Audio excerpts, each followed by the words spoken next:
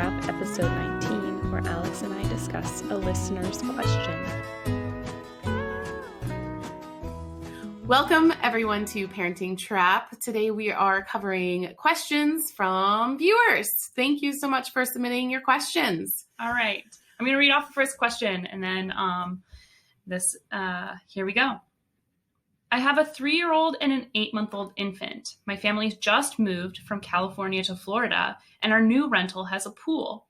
I have been exploring and implementing RP, respectful parenting, I believe is what they mean there, really, since our oldest turned 2 and since our youngest was born. And I've been very pleased with the results and the reduction of tension in our house. However, my wife wants to do emergency swim training for our kids, just in case they access the pool without our knowledge. I understand the risk, but it doesn't feel right to me to force lessons on them before they can consent or understand the risk themselves. How can I explain to my wife my reservations of forcing them to do the swim lessons? That's a heavy one. This is a heavy one. This is a tough question, but I really like it. Yes. So I'm going to acknowledge first, I think it's really important to say that disagreements between parents, they're really common. And I want to focus on the question of what I think about swim lessons and how to handle that. How you navigate that with your partner is kind of between you guys. And I think if there's issues there, I'm not doing this as like necessarily you trying like what you need to say to convince your partner. It's not right. that, but I think, if there's bigger issues there, there are people who can help you with the relationship part of these discussions. As far as the respectful parenting approach to swim lessons is what I'm so we should focus on the swim lessons, yeah. But when it comes to adults interacting with other adults, I would always advocate for respectful communication, being open and honest with your partner about your feelings, and empathizing with them and trying to see where they're coming from. So I would actually start with the empathy first and say, oh, I hear that you're really scared about this pool being accessible by our children, and you're worried about their safety. And that sounds really hard. And you can even leave it at that, and then bring up your concerns later, but empathizing first is huge. The Gottman Institute has some great resources on how to discuss tricky issues with partners. So that would be, and there's another one. What is it? Respectful. There's several. What's it? Oh man, I can't think of it. We'll put it in we can find it and then put it in the show notes. Or if you think about it, there's nonviolent communication, but that's not what I was thinking of. There's a lot of resources out there for adults to be able to communicate with other adults. And what's funny is a lot of what they say is the same stuff that we say for kids. Yeah. So it makes sense. Same thing. So I wanted to preface it with that. But now let's get into the conversation of swim lessons and what do you do? I definitely understand this concern. Drowning is a real issue, and any body of water, whether it be pools, lake, bathtubs, yeah, even those little, right now it's getting warm here where we live, and I've got a little mini pool in our backyard, just like a kiddie pool. Those are dangerous too. So it's a real risk, and it's certainly something to be concerned about. Yes.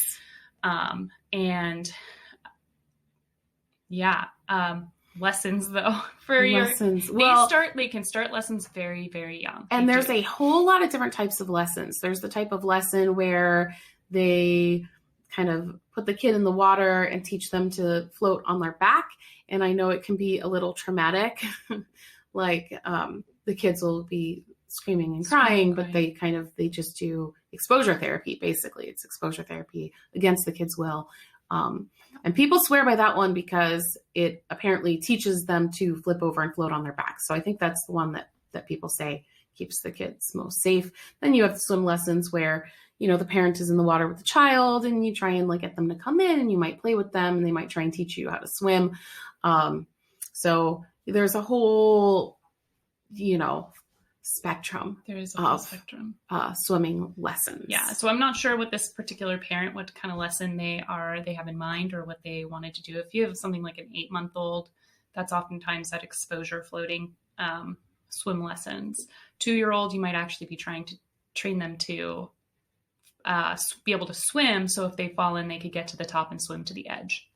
It's hard to know. But I would, my point of view, and we can discuss nuances here too, but the way that I see it is no matter what, your children are your responsibility for keeping them safe. You can never rely on a child to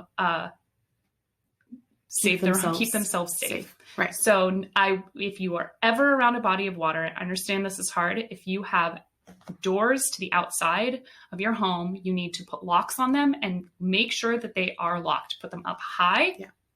So your kid doesn't, because I know my 2-year-old already knows how to get out of some safety locked doors, and they learn real fast. So put it up high where they cannot reach it, and they won't be able to reach it for a very long time, and keep it locked all the time. And anyone that goes into your home that's caring for your child, make sure that they know to keep it locked and make sure that the children are indoors and safe at all times, unless you are ready to go swimming or ready to monitor them around the pool.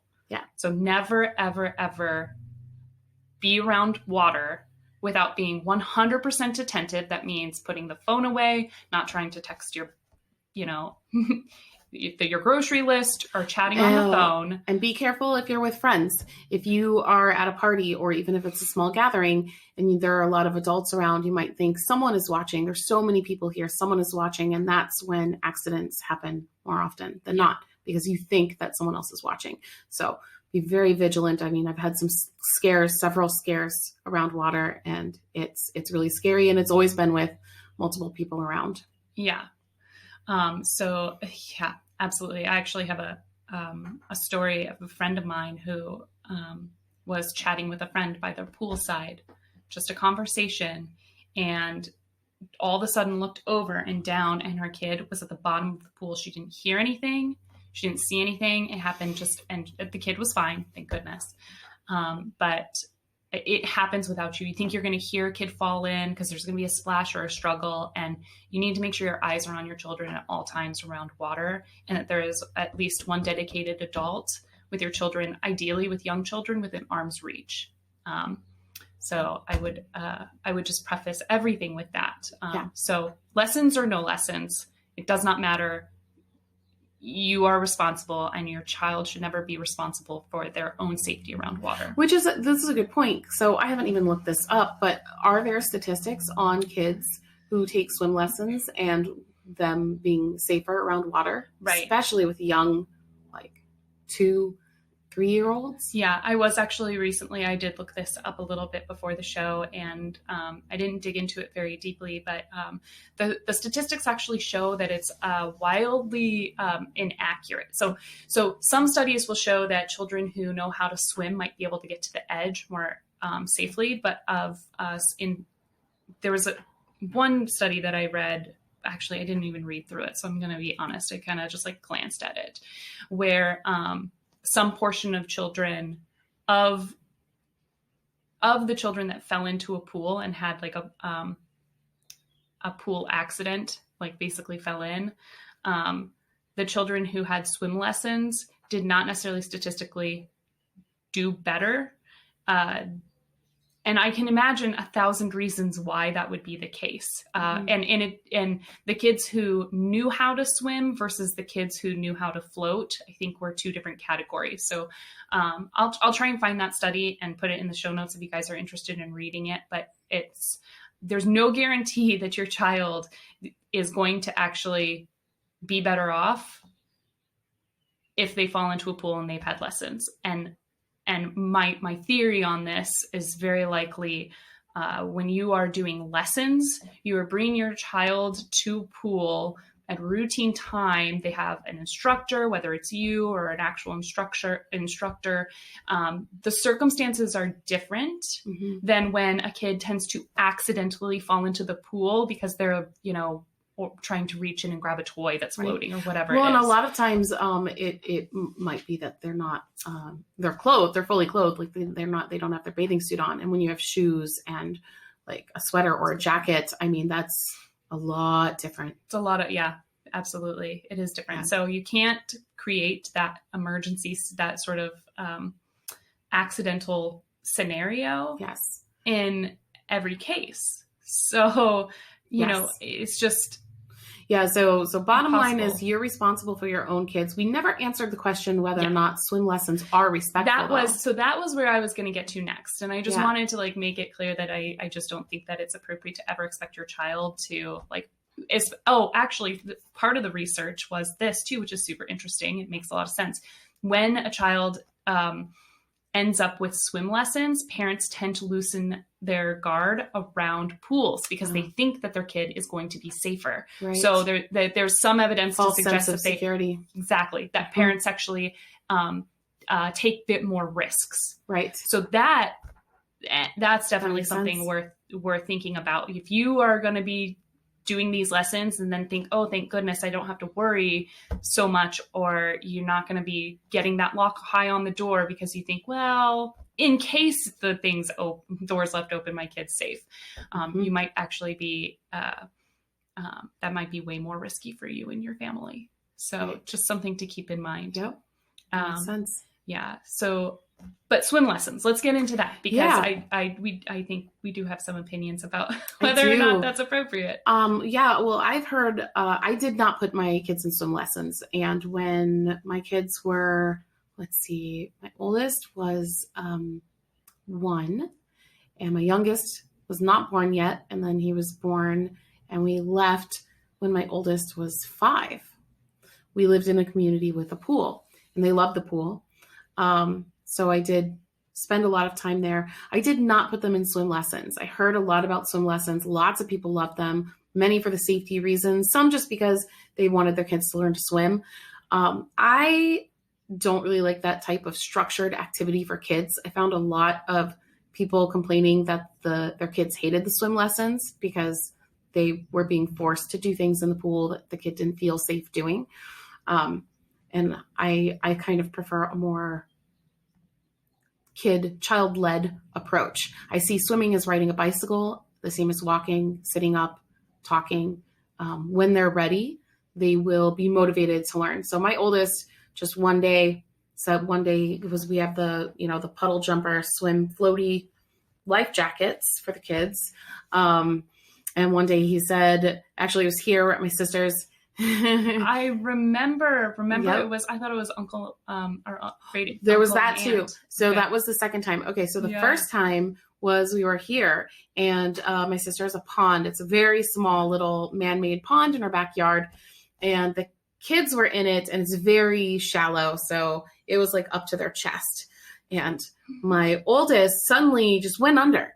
It just went, but he can stand up. And I remember looking at him thinking like, is everything okay? And he pops up and he says, how do you go in the water and stay up? And I said, what? And he was like, how do you do this and stay up? And I realized he meant, how do you swim? And I was like, oh, that takes a lot of practice and we can practice that. And then we went to our aunt and uncle's house, Aunt Jay and Uncle Mac. And he just said, I want to do it without the floaties. And it terrified me. It was so scary, but he just jumped in. He would jump in in the shallow end, kind of close to the stairs, next to the stairs. And then he would swim to the stairs. And I stood there and I watched him the entire time. I have video of this and it's funny because in the video I look so stiff. And every time he jumps in, I go like this. Yeah. I'm like making my body do what I want his body to do. It's hard not to. It's the kind of that. Breathe. You can breathe. Yeah. Pretty sure I aged Get like up to the 10 top. years that day. Yeah. That was a really, really tough time, but it was great. And he learned so much and he did great. He had a couple scares. I think he got a couple like mouthfuls of water and I picked him up and he coughed it out. But yeah, and now he knows how to swim. He taught himself. He was, wow, how old was he then? He was about 4. I was going to say This was 4. before we moved. So he would have been about 4. Yep. So cool. Yeah. So personally, I don't really like them. If your kid wants them, you can try them out. Sure. Yeah. If they like them, keep going. But I personally would not stick with it if there's if no one is enjoying it.